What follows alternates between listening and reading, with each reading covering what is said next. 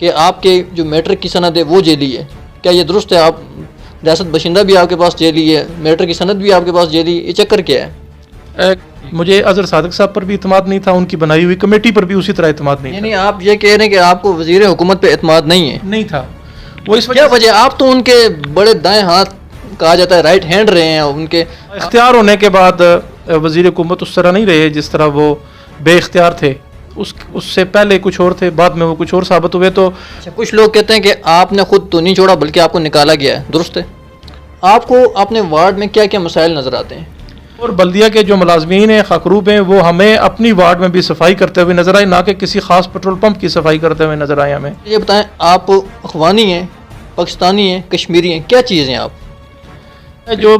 जो लोग कश्मीर की तारीख को जानते हैं वो लोग फिर समझ जाते हैं कि एक पश्तो स्पीकिंग कैसे कश्मीरी कलवार है। कि आपने जो रियासत बशिंदा बनवाया वो जेली है? जाली तो वो होता है जो खुद घर में बैठ के बनाया हो, या उसके ऊपर अफसरान हैं जो एसी साहब और डिप्टी कमिश्नर साहब, उनके दस्तखत जाली हों। अगर आपने हमारा चैनल अभी तक सब्सक्राइब नहीं किया तो इसे सब्सक्राइब कर लें। अस्सलाम वालेकुम, मैं हूं तैयब कश्मीरी। आप देख रहे हैं यूट्यूब और फेसबुक चैनल तैयब कश्मीरी। 30 साल बाद आज़ाद कश्मीर में बल्दियाती इंतखाबात का ऐलान कर दिया गया है, लेकिन अभी तक सूरत हाल वाज़ह नहीं हो सकी कि आया इलेक्शन होंगे या नहीं होंगे। इसके बावजूद बल्दियाती उम्मीदवारान जो हैं, सियासी जमातें हैं, उन्होंने अपने अपने उम्मीदवारान को जो है वो बल्दियाती इलेक्शन के लिए नामज़द कर दिया है। इस वक्त हम डोडियाल में मौजूद हैं। डोडियाल की अगर बात की जाए तो काफ़ी सारे लोग जो हैं वो इंतखाबात का हिस्सा ले रहे हैं, और इस वक्त जो है वो नौजवान नस्ल काफ़ी सारी सामने आई है, नौजवान लीडरशिप सामने आ रही है। हमने जिस वार्ड से आगाज़ किया है वो हमने वार्ड नंबर 1 से आगाज़ किया है, और जो वार्ड नंबर 1 है वो डोडियाल में इस वक्त कह सकते हैं आप पॉपुलर वार्ड में इसका शुमार हो रहा है।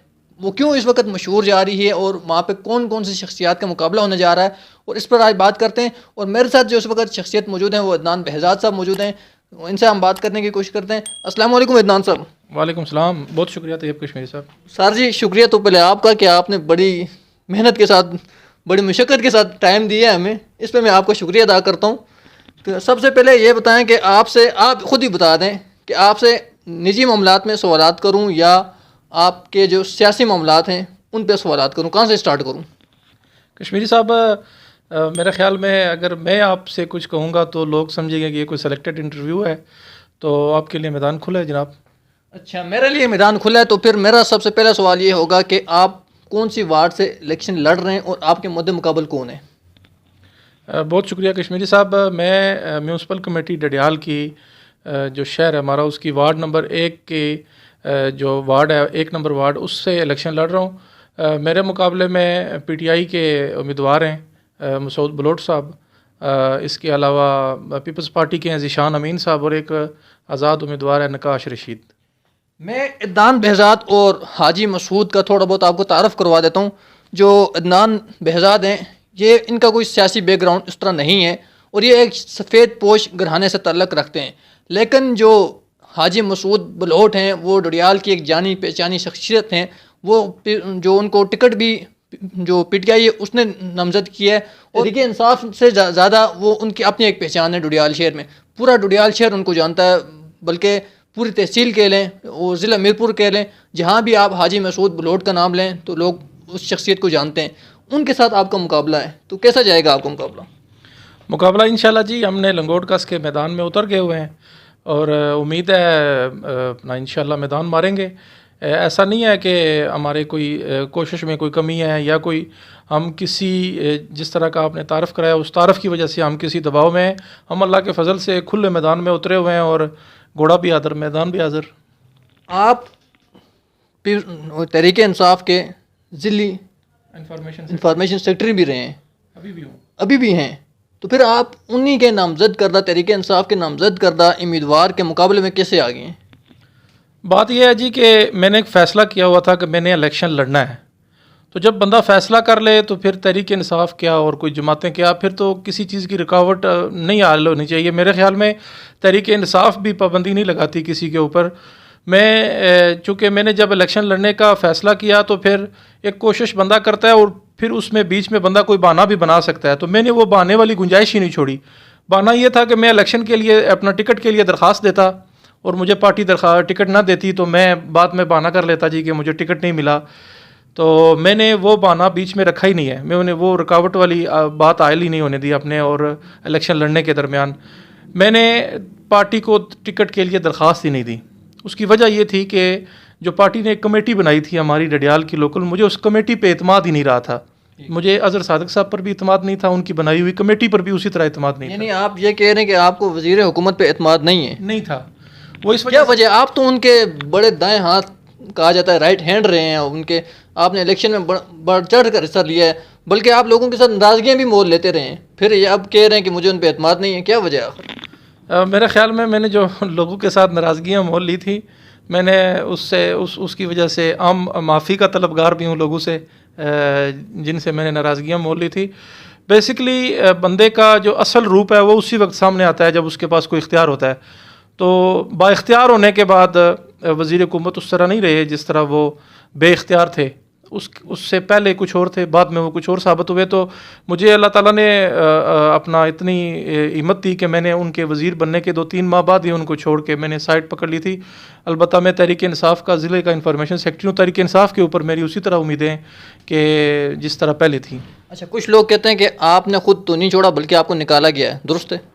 नहीं, मैं पार्टी से तो अभी पार्टी छोड़ी नहीं है मैंने, ना मुझे पार्टी से निकाला गया। मेरा जो ओहदा है ज़िले का इंफॉर्मेशन सेक्रेटरी वो मेरे पास उसी तरह मौजूद है।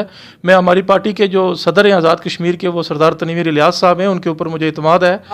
आपने वार्ड से इलेक्शन लड़ रहे हैं, आप उम्मीदवार हैं, इलेक्शन जीतेंगे, अल्लाह करे जीत जाएँ, आपको अपने वार्ड में क्या क्या मसाइल नज़र आते हैं?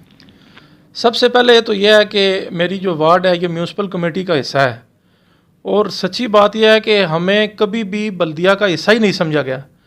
मुझे बल्दिया के जो इंतज़ामात है जो हम देखते हैं शहर के अंदर, वो हमने अपने मोहल्ले में कभी नहीं देखे। मेरे 3-4 मोहल्ले हैं वार्ड के, उन मोहल्लों के अंदर मैंने कभी किसी खाकरूब को सफाई करते नहीं देखा। उन मोहल्ले की नालियों का जो निज़ाम है या सड़क छोटी मोटी गलियों का इंतज़ाम होता है वो कभी मैंने करते नहीं देखा बल्दिया को। बल्दिया ने सच्ची बात है हमें अपने से अलग करके रखा हुआ है, वो बल्कि हमें अपना हिस्सा ही नहीं समझते। हम कम से कम जब अल्लाह ताला ने अगर हमें मौका दिया तो ये तो ज़रूर कोशिश करेंगे कि बल्दिया के जो मुलाजमीन हैं, अगर हम भी बल्दिया का हिस्सा हैं तो उनका जो बजट है वो हमें अपनी वार्ड में भी खर्च होता हुआ नज़र आए, और बल्दिया के जो मुलाजमीन हैं खकरूब हैं वो हमें अपनी वार्ड में भी सफाई करते हुए नज़र आए, ना कि किसी ख़ास पेट्रोल पंप की सफाई करते हुए नज़र आए। हमें सोशल मीडिया पर हाईलाइट हैं, उस तरफ मैं आ रहा हूँ। आप सबसे पहले मुझे ये बताएं, आप अफ़गानी हैं, पाकिस्तानी हैं, कश्मीरी हैं, क्या चीज़ हैं आप? कश्मीरी साहब, गुजारिश यह है कि आज़ाद कश्मीर, चूँकि आज़ाद कश्मीर के ऊपर आपको पता है कि एक अफ़गानिस्तान के एक बादशाह ने भी यहाँ पे हुकूमत की हुई है कश्मीर पे। तो कश्मीर की जो तारीख़ है, जो लोग कश्मीर की तारीख़ को जानते हैं वो लोग फिर समझ जाते हैं कि एक पश्तो स्पीकिंग कैसे कश्मीरी कलवार है। आम बंदे को नहीं पता होता इस बात का। अब जो कश्मीर है ये जब महाराजा हरी सिंह की जब हुकूमत थी, 1927 का जो कानून है स्टेट सब्जेक्ट का, ये जब कानून बना था, 42 बिक्रमी जिसको बोलते हैं, ये जब कानून बना था, महाराजा हरी सिंह ने जब ये कानून बनाया तो कानून बनने से पहले जो कौमें यहाँ पे आबाद थी, ये अभी 1927 की बात है, कोई 100 से भी कम साल हुआ है। 1927 से कबल जो कौमें यहाँ पे आबाद थी उन सबको कश्मीरी डिक्लेयर करके फैसला ये किया गया था कि आज के बाद यहाँ पे अगर कोई हिजरत करके आए तो वो कश्मीरी नहीं होगा, बल्कि उसको 100 साल यहाँ पे रहने के बाद कश्मीरियत की शरीयत मिलेगी। हमारी जो फैमिली है वो श्रीनगर हमारा इलाका है, अनंतनाग ज़िला है जिसको आप इस्लामाबाद बोलते हैं, तहसील डोरू है और गांव का नाम काजी कुंड है, जहाँ से हम हिजरत करके आए 47 में हम वहाँ से जम्मू, और जम्मू से हम सियालकोट आए थे। सियालकोट में हमें वहाँ पे ज़मीन अलाट हुई थी, उस ज़मीन के कागजात अभी भी हमारे पास मौजूद हैं। वहाँ पे एक घर अलाट हुआ था, वो उस वक्त जो घर हिंदू और सिख यहाँ से माइग्रेट होकर हिंदुस्तान की तरफ जा रहे थे, इंडिया की तरफ, उनके जो छोड़े हुए घर थे वो आने वाले माजरीन को अलाट हो रहे थे। हमें जो घर अलाट हुआ था उस घर के तमाम पेपर्स हमारे पास मौजूद हैं। वो घर आपको कहाँ पे अलाट हुआ था? वो मल्ला चमारा सियालकोट में। ठीक है। इत्तेफाक से मुझे नाम आपने अचानक पूछ लिया तो मैं सोच रहा था मुझे नाम ये याद नहीं रहेगा, मगर मल्ला चमारा है सियालकोट।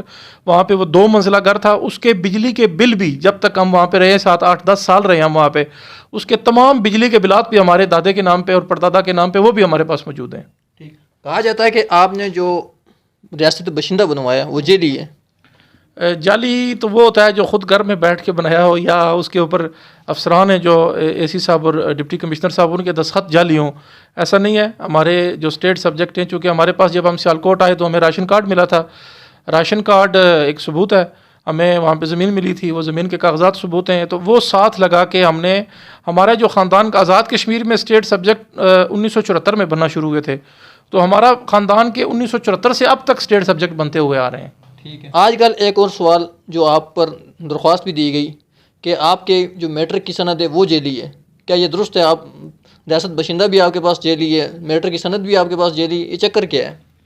कश्मीरी साहब, ये मैं समझता हूँ कि जो लोग मुकाबले की ताकत नहीं रखते, जिन्होंने कभी किसी के साथ मुकाबला ना किया हो, जो घर बैठे हर चीज़ पैसे दे के हासिल करने की जिनको आदत हो, उनके मुकाबले में जब कोई आम सा गरीब घर से लड़का उठ के आ जाए और मुकाबला करना शुरू कर दे, तो फिर वो तमाम कोशिशें करते हैं कि किसी तरह जो मुकाबले वाला बंदा है उसको रास्ते से हटा दिया जाए। तो उसके लिए फिर यही तरीक़ाकार इख्तियार किया जाता है या करते हैं लोग, जो मेरे साथ मेरे ख़िलाफ़ किया गया है। दरख्वास्त दी गई इलेक्शन कमीशन में, तो वो मामला क्लियर हो चुका है और अब मामला दाखिल दफ्तर भी हो चुका है। इलेक्शन क्या क्लियर हुआ है अभी तक?